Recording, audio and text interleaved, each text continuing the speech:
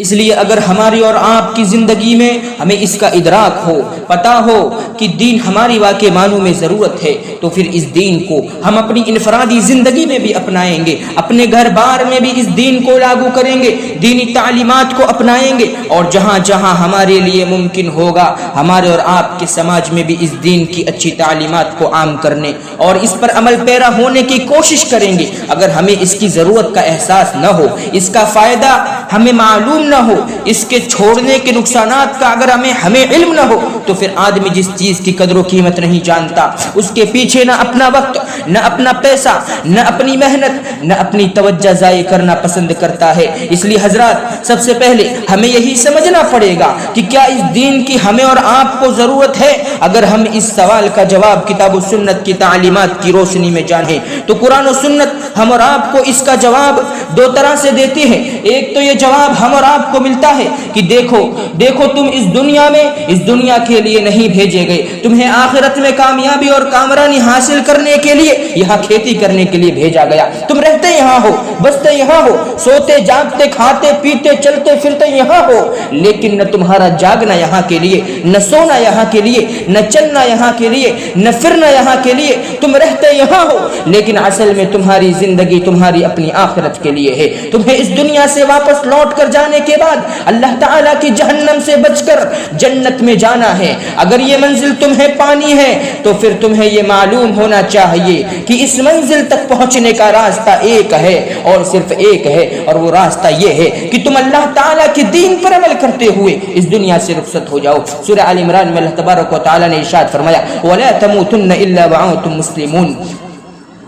تمہیں اس بات کا خیال رکھنا چاہیے کہ تمہیں موت آئے تو اس حالت میں آئے کہ تم اسلام پر عمل پیرا ہو، دین پر عمل پیرا ہو، کہ تمہاری اپنی آخرت کی کامیابی اور کامرانی کا دار و مدار تمہارے اپنے دین پر اللہ تعالیٰ نے رکھا۔ ایک تو یہ جواب ملتا ہے کہ دین کی ضرورت اس لیے ہے کہ ہماری اور آپ کی زندگی، ہماری اور آپ کی دنیا کی جو حقیقی کامیابی و آخرت کی کامیابی اور اس کامیابی کا دار و مدار اسی دین پر ہے، اسی لیے ہمیں اپنی زندگی میں اس دین کو اپنانے کی ضرورت ہے۔ لیکن میرے بھائیوں، قرآن مجید میں ہمیں دوسرا اس سلسلے کا حوالہ جو ملتا ہے وہ یہ ہے کہ اللہ تعالیٰ نے فرمایا ان ھذا القرآن یہدی للتی ہی اقوم، یہ قرآن اس راستے کی طرف رہنمائی کرتا ہے جو راستہ سب سے زیادہ سیدھا ہے، سب سے زیادہ سچا ہے، اچھا ہے۔ اس کا مطلب کیا ہوا؟ مختصر الفاظ میں آپ یوں سمجھ لیجئے کہ یہ دین ہمیں آخرت کا بندہ بنانے سے پہلے اس دنیا کے اندر ایک مثالی اور اچھا انسان بناتا ہے، ہمیں اور آپ کو ایک مثالی انسان بناتا ہے، ایک ایسا انسان کہ وہ جہاں رہے گا اپنوں کے لیے، پرایوں کے لیے، دوستوں کے لیے، دشمن کے لیے، قریب کے لیے، دور کے لیے، اس دنیا کے انسان تو انسان ہے، اس دنیا کی ہر مخلوق کے لیے باعث خیر ہوگا، باعث رحمت ہوگا، اس کی طرف سے دنیا کا بھلا ہوگا، اس کی طرف سے دنیا کو نفع پہنچے گا، اس انسان کی طرف سے دنیا کا کبھی کوئی نقصان نہیں ہوگا۔ یہ دین ایک شوہر کو مثالی شوہر بناتا ہے، یہ دین ایک عورت کو، ایک بیوی کو مثالی بیوی بناتا ہے، یہ دین اولاد کو ایسی مثالی اولاد بناتا ہے جو اولاد اپنے والدین کی خدمت کو، ان کے بڑھاپے میں بھی، ان کی مجبوری میں بھی، ان کی محتاجی میں بھی، ان کی خدمت کرنے کو اپنے لیے باعث عز و شرف مانتا ہے۔ یہ دین والدین کو ایسے ذمہ دار والدین بناتا ہے جو اپنے بچوں کے بارے میں اپنے مرتے دم تک فکر مند رہتے ہیں کہ یہ بچہ اچھا باپ بھی بنے، اچھا بیٹا بھی بنے، اچھا بھائی بھی بنے، سماج کا ایک مثالی انسان بھی بنے۔ یہ دین سماج کے لوگوں کو سکھاتا ہے کہ تم اگر اس دین پر عمل کرو گے تمہارے سماج میں قتل و خون ریزی کا خاتمہ ہوگا، تم اگر اس دین پر عمل کرو گے تمہارے سماج میں شراب وغیرہ کی نشے کی لت چھوٹ جائے گی، تمہارے سماج میں عزتیں محفوظ رہیں گی، تمہارے سماج میں لوگوں کے مال محفوظ رہیں گے، تمہارے سماج میں تمہارے اپنے ادیان محفوظ رہیں گے۔ اسلامی شریعت ہم اور آپ کو یہ جواب دیتی ہے کہ ہماری اور آپ کی زندگی میں اس دین کی ضرورت اس لیے ہے کہ یہ دین ہماری اور ہماری اپنی آخرت سے پہلے ہماری اور آپ کی دنیا کو سنوارتا ہے، ہماری اور آپ کی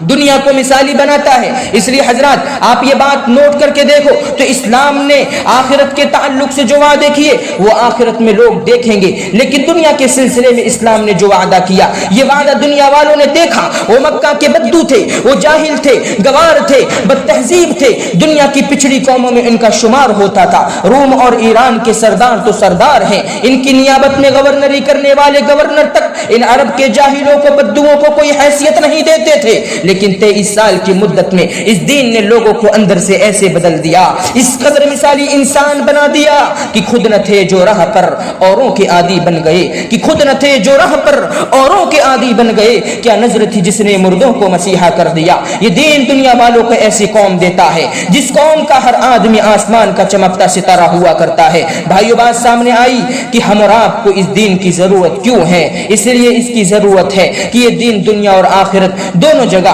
یہ کامیابی, مثالی, بہتر, سب کے حق میں نفع پہنچانے والا, شر کا خاتمہ کرنے والا انسان بناتا ہے. ہم اپنی جگہ خیر کی نشانی بن جاتے ہیں. اس دین کے اندر اللہ تعالیٰ نے اتنے کمال کی خوبی رکھی ہے. تو سوال یہ پیدا ہوتا ہے کہ جو دین ہمارے اور آپ کو اتنا اچھا بنا سکتا ہے, کیا اس دین کی ہماری اور آپ کی زندگی میں